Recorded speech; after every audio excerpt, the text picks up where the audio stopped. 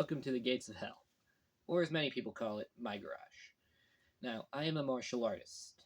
I've dedicated my life to the practice of the martial arts, and I intend on, forming a professional career around it for the sake of being able to practice my martial arts at the highest level so that I can become the strongest person in history. Now, that being said, I will be talking about how I train here, as well as how beginners should train to get into it, because this is a very beneficial type of training. Yeah, for various reasons, specifically for self-defense purposes, but also overall health. It's rare to see a person. Yeah, it's rare. I mean, it's rare to see a morbidly obese person at a high level of combat sport. I mean, unless you look at professional wrestling, but nah. So, for starters, if you want to, when you start martial arts, you need to pick what style you do. For instance, if you just want to compete at a high level, maybe for money purposes, MMA, boxing, kickboxing. Heck, if you're in Japan, sumo is actually probably the most profitable martial art. But if you want, but of course, if it's for self-defense purposes, combat sports are great, but traditional martial arts also have their place and are arguably superior, when it comes to the practice of self-defense purposes only. But of course, I digress. But once you pick your style, or multiple styles, go to class. That is the most important training, because if you don't learn it, then you won't get better, no matter how much you practice. But that being said, if you want to be great, you have to train alone.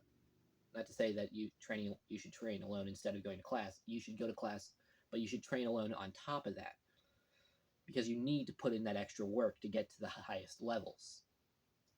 For instance, there's a legendary judoka, which is a practitioner of judo. His name was Masahiko Kimura, the most legendary person in judo history, shy of maybe Jigoro Kano, and he founded it. But his training methods are now called triple effort. Basically, he trained so hard that it should be impossible, but he did it. His teacher told the story that sometimes he would be woken up in the middle of the night from a banging sound in the woods, and when he went to check what it was Kimura practicing his sotogari or his seiyonage. That's a large outer leaping sweep and a shoulder throw and he would practice this on a tree. He would just do it for hours on end in the middle of the night. And when he got back, his teacher would ask him, "Are you still trying to kill that tree?" This is why you have to train alone, because you will never reach that level if you just go to class and then call it a day.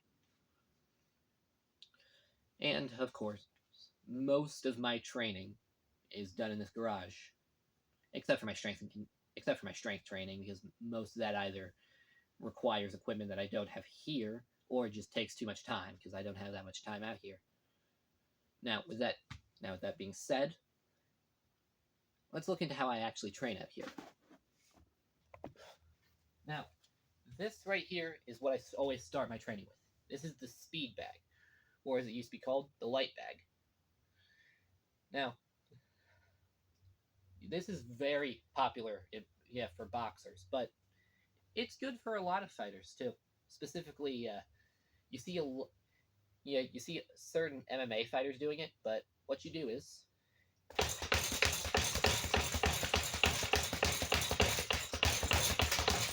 basically you punch it.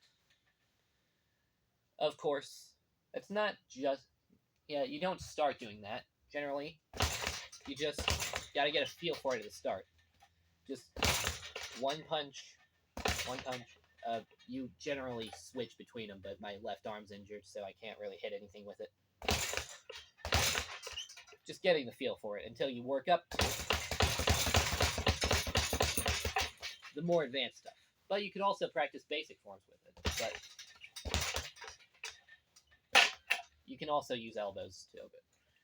Primarily, the main purpose of the speed bag is to train hand fighting patterns at massively high reps. generally I'll start my training with I would start my training with about 5 rounds of 3 minutes on the speed bag, but with my injury, it's been more like 3 rounds of 1 minute. But and for beginners, I'd say about 3 rounds of 1 minute to 2 minutes should be more than sufficient, especially since you gotta get the hang of this at first.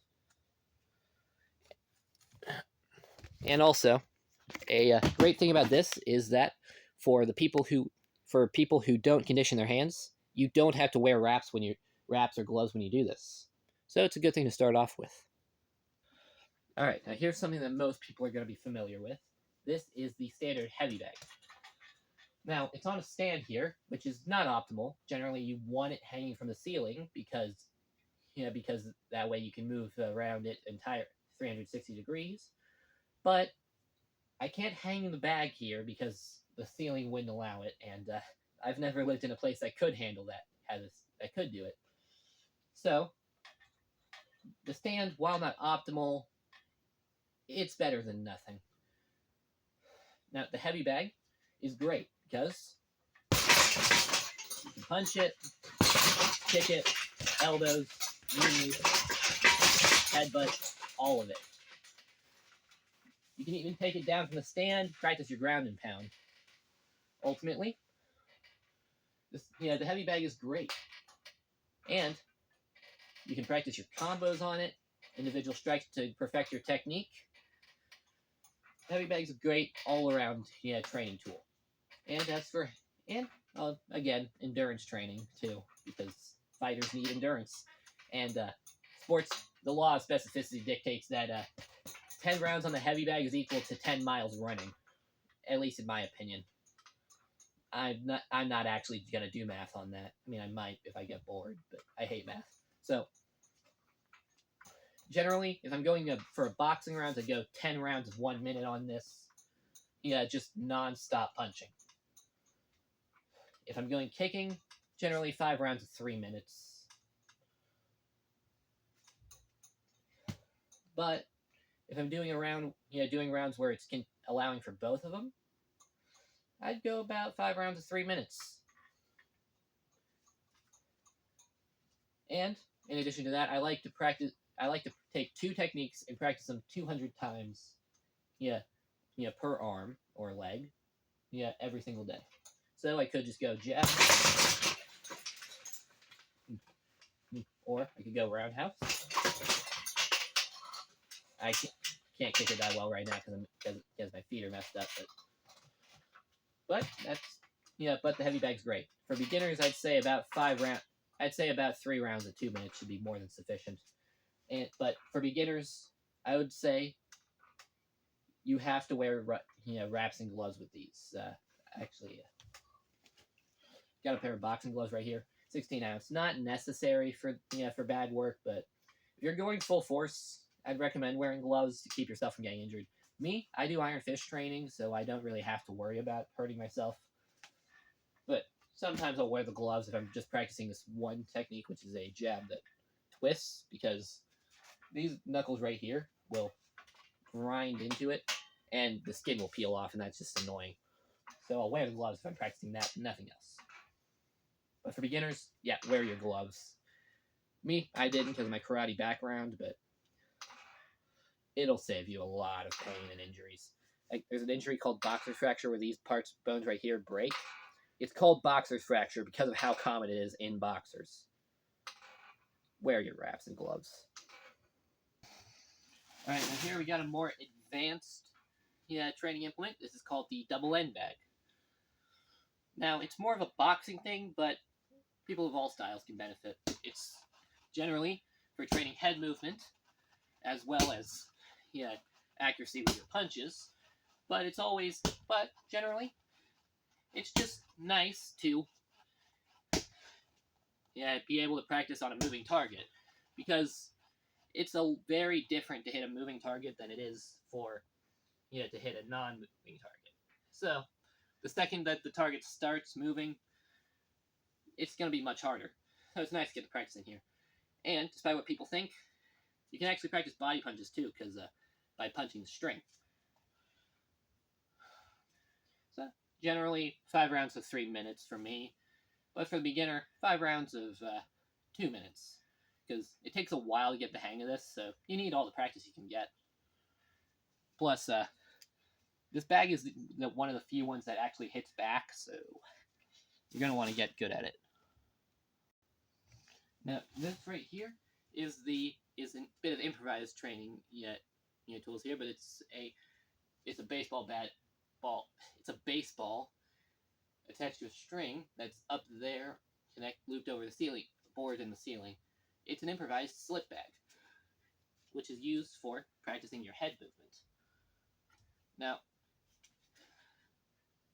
because the point of this is practice dodging things with just your head movement.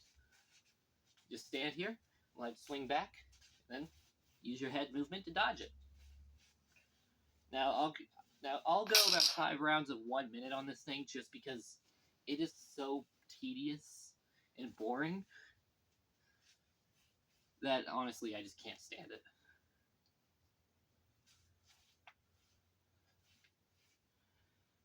It's useful, and definitely gonna make some good progress on improving your head movement. Just I hate them. However, definitely worth adding in. And I honestly say 5 sets of 1 minute is perfectly okay for a beginner. But if you go down to 3 rounds, that's perfectly fine. This is something I picked up from watching Muay Thai fighters in Thailand. Well, I didn't watch them in Thailand, but I watched videos of Thai fighters fighting. Now, they use tires a lot. So I do this to work on my footwork, but what I'll do is stay on your toes while you're doing this, but just bounce like this. This is actually a lot harder than it looks.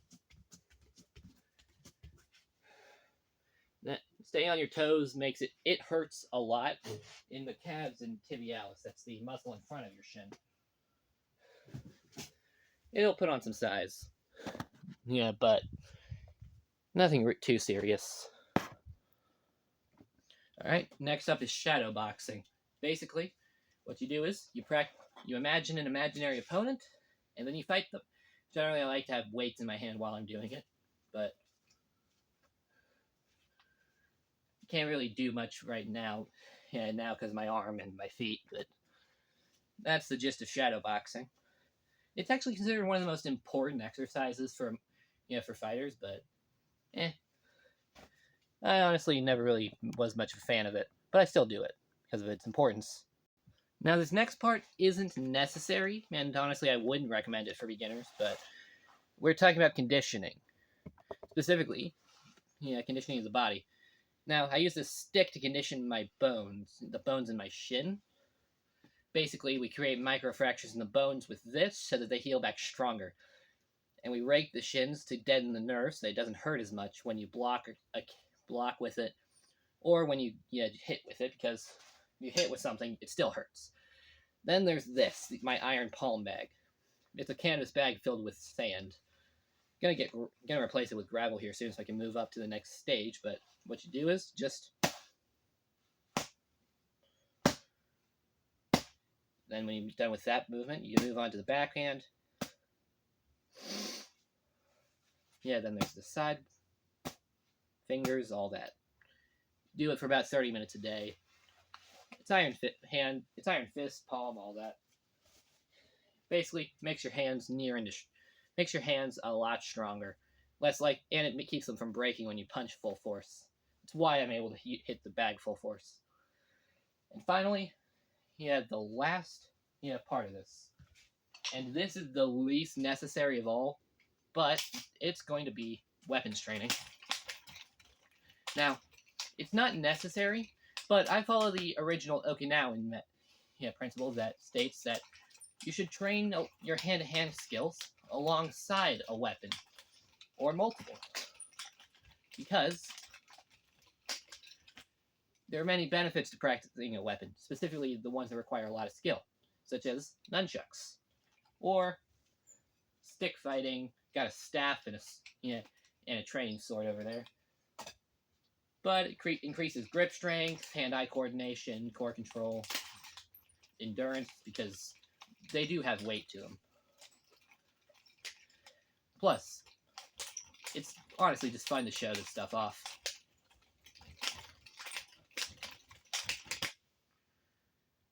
So, not necessary for beginners, but it's not unnecessary.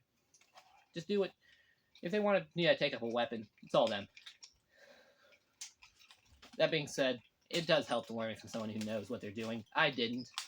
This is just about 5 years of teaching myself.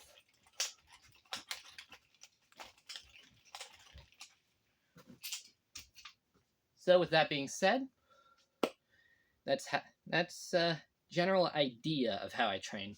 Left a lot of stuff out for the sake of time, but yeah, it's also a general idea of how beginners should train. Of course, that being said, find a way that works for you. I found ways that work for me, which is part of what I shared in this video. But every person is different, and so is their body. And what works for one person won't work for another, but will work for someone completely different.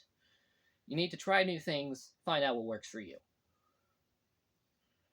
That's the general that's the general point of training on your own. Get better in a way that works for you.